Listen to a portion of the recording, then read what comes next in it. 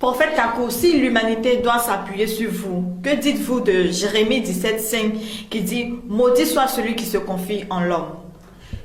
Jérémie 17,5 dit « Maudit soit celui qui se confie en l'homme ».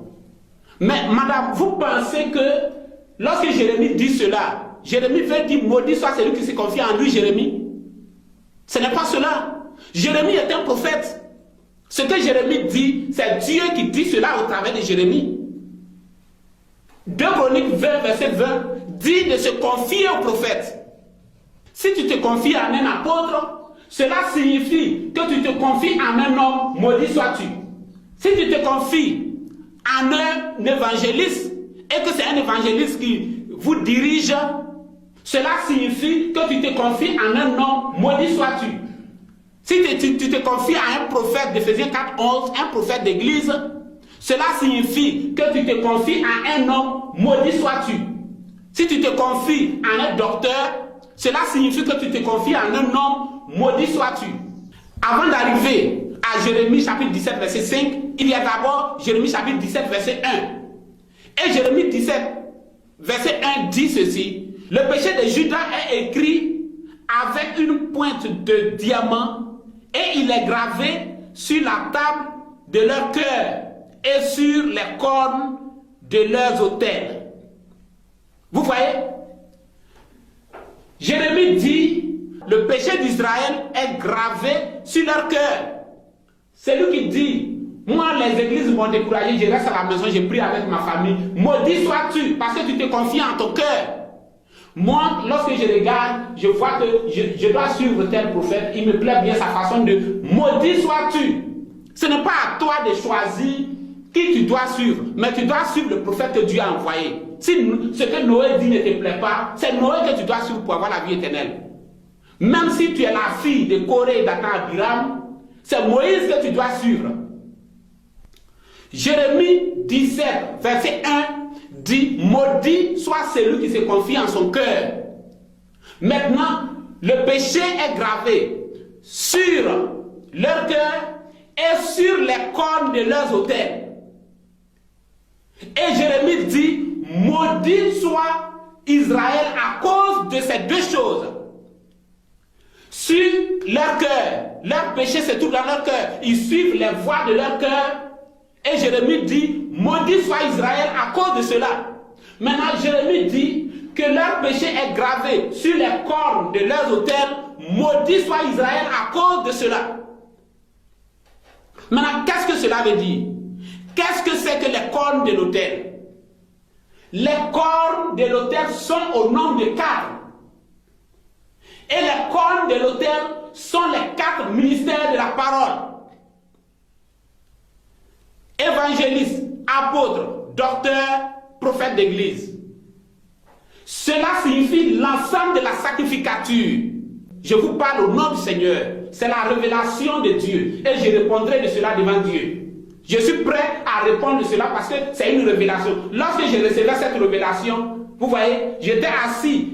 Et du coup, je suis devenu tranquille. Et ma femme m'appelait. Ma femme pensait que quelque chose s'était passé. Parce que je suis resté immobile, tranquille. Je recevais cette révélation. Je ne prêche pas mon imagination. Le 24 avril 1993, j'ai reçu un appel et une commission. Je n'ai jamais lu un livre religieux.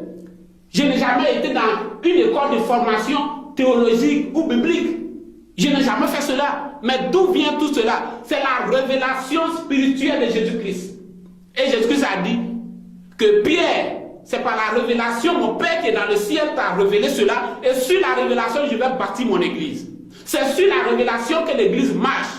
Et les prophètes de génération en génération, c'est par la révélation qu'ils parlent. C'est pourquoi leurs paroles sont la parole de Dieu. Ce que je dis, c'est la parole infaillible de Dieu. Ces catholiques sont des démons et prêchent leur imagination. Ces protestants sont des démons et prêchent leur imagination. Ces évangéliques sont des démons et prêchent leur imagination. Ces brahmanistes sont des démons et prêchent leur imagination. Vous voyez, Jérémie chapitre 17, verset 5 dit, maudit soit celui qui se confie en l'homme. Et cet homme c'est d'une part la personne elle-même et d'autre part la sacrificature.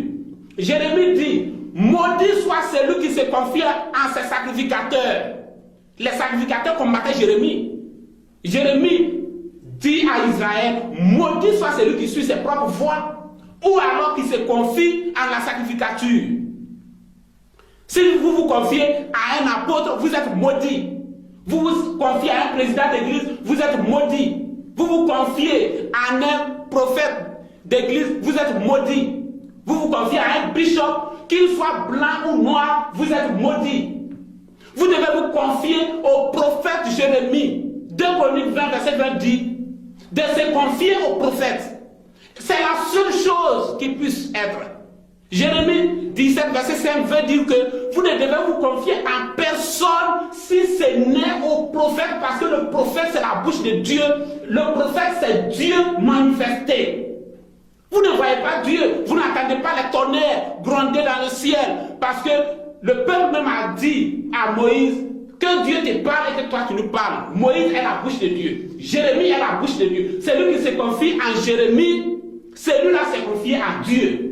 Celui qui se confie à Kakou Philippe aujourd'hui, celui-là se confie en Dieu. Mais en dehors de Kakou Philippe, si tu te confies en quelque chose d'autre, maudit sois-tu. La seule voie que Dieu a tracée, c'est le prophète. Osée 12, 14 dit, par un prophète, Dieu fit sortir Israël hors d'Égypte, et par un prophète, Israël fut gardé. C'est le prophète. Lorsqu'on prend la Bible, Jérémie, c'est un prophète, c'est pas un sacrificateur. Ésaïe, c'est pas un sacrificateur, c'est un prophète.